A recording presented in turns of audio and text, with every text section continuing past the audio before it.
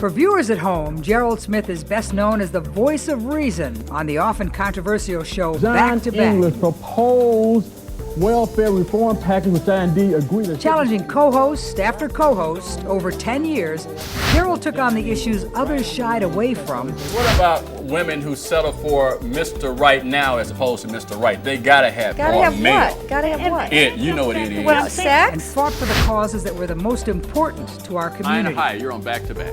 Hi, I was calling to find out how much does Detroit Public Schools get per student? Get some other folks in this state and around this area who say, well, hey, Jeffrey Feiger is, quote, close, quote, an ass. And anybody who says that, frankly, is demonstrably ignorant. Those of us in this room, though, know that Back to Back was more than a show to Gerald Smith. It was a forum for the issues he's worked for throughout his career. As a journalist, he was never afraid to take on an issue that people didn't want to hear about, and he would take it on and he'd stand everybody right to their face if that's what had to be done. Gerald stepped into the media spotlight in 1985 when Detroit Public Television gave him the opportunity to bring the work he was already doing on the city's streets to the airwaves. Channel 56 General Manager Bob Larson recognized his passion and gave him a pulpit, putting Gerald in charge of the station's community development and education division.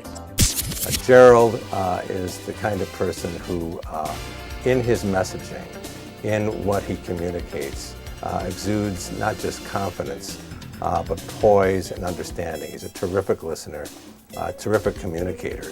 With a television platform, Gerald's first mission was to fight Detroit's staggering illiteracy rate. It's like, I'm telling you the truth, I can't read. Under Gerald's guidance, Channel 56 brought an issue that was rarely uttered above a whisper to the forefront. Documentaries and televised public town hall meetings led to a mentoring partnership with Literacy Volunteers of America and a collaboration with WXYZ Channel 7. With the battle against illiteracy underway, Gerald set his sights on the issues most important to the city's young people: soaring dropout rates, gangs, guns, and drugs.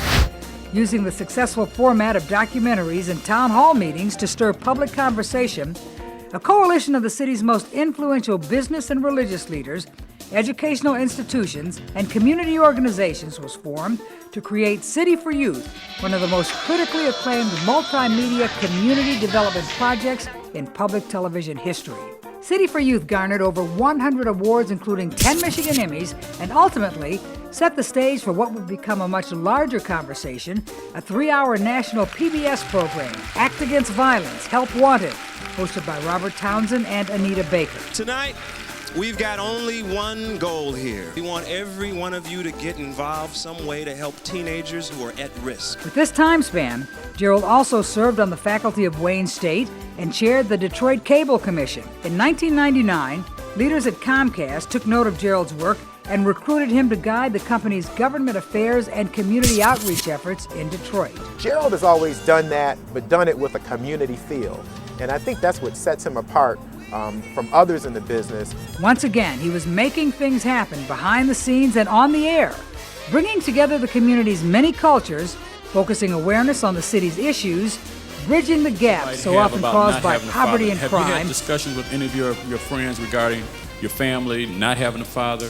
And highlighting the great strides public schools were making. And while he was in a new role with Comcast, Gerald Smith never ventured far from his original vision to create change in the community.